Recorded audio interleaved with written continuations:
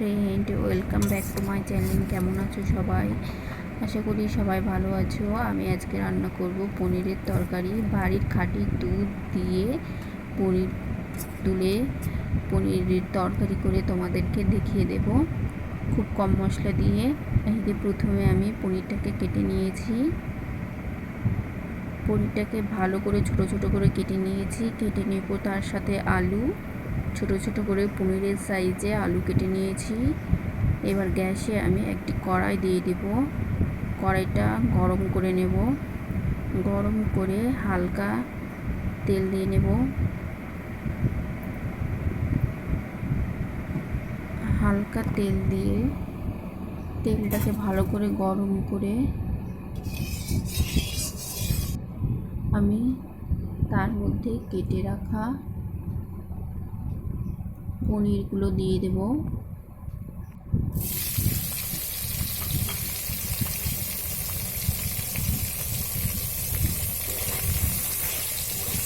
আমি পনিরগুলোকে ছোটো ছোটো করে কেটে নিয়েছি। আপনারা চাইলে বড়ো করে কেটে নিতে পারবেন। পনিরগুলি হলুদ লবণ দিয়ে ভালো করে হালকা হাতে আমি ভেজে নিচ্ছি।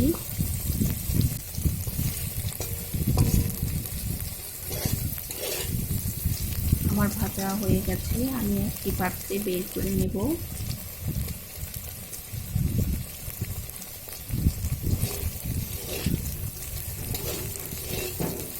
একটি পাত্রে বের করে নেওয়া হয়ে গেছে। আমি সেই কড়াইয়ে দিয়ে দেব আলু,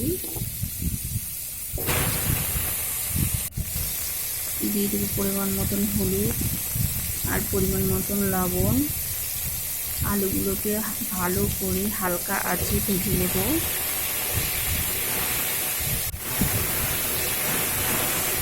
ভেজে নেওয়া হয়ে গেলে পনিরের পাত্রে আমি রেখে দেব। তুলে নেব আলুগুলো। পনির আলু বোঝা যাচ্ছে না, দেখো একটি পাত্রে রেখে দিয়েছি পনির আলু।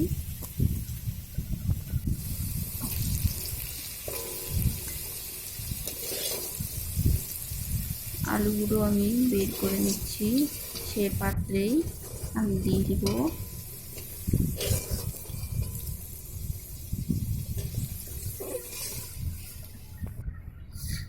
আলুটাকে বের করে নিয়েছি। দিয়ে দিব লঙ্কাটা ফাটিয়ে দিয়েছি, শুকনো লঙ্কা ফাটিয়ে দিয়েছি। দিয়ে দেবো তেজপাতা একটি দিয়েছি। দিয়ে দেব একটু গোটা গরম মশলা। এটা ভালো করে ভেজে নেব। ভেজে নেওয়া হয়ে গেলে বেটে রাখা ঝাল আদা জিরে দিয়ে দেব। আমি খুব কম মশলা দিয়ে আমি এই রেসিপিটা তৈরি করব। দিয়ে দিচ্ছি হলুদ, দিয়ে দেবো লবণ, দিয়ে ভালো করে কষিয়ে নিয়ে হালকা তেল দিয়ে নেব। কষিয়ে নেওয়া হয়ে গেলে সেখানে দিয়ে দেব পরিমাণ মতন আমি জল।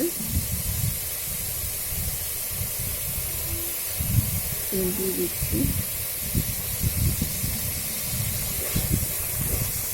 মশলাকে ভালো করে কষিয়ে দিয়ে দেবো পরিমাণ মতন জল।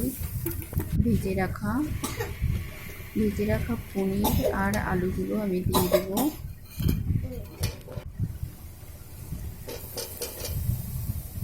ভিডিওটি ভালো লাগলে একটু লাইক, সাবস্ক্রাইব অ্যান্ড শেয়ার করে দিও।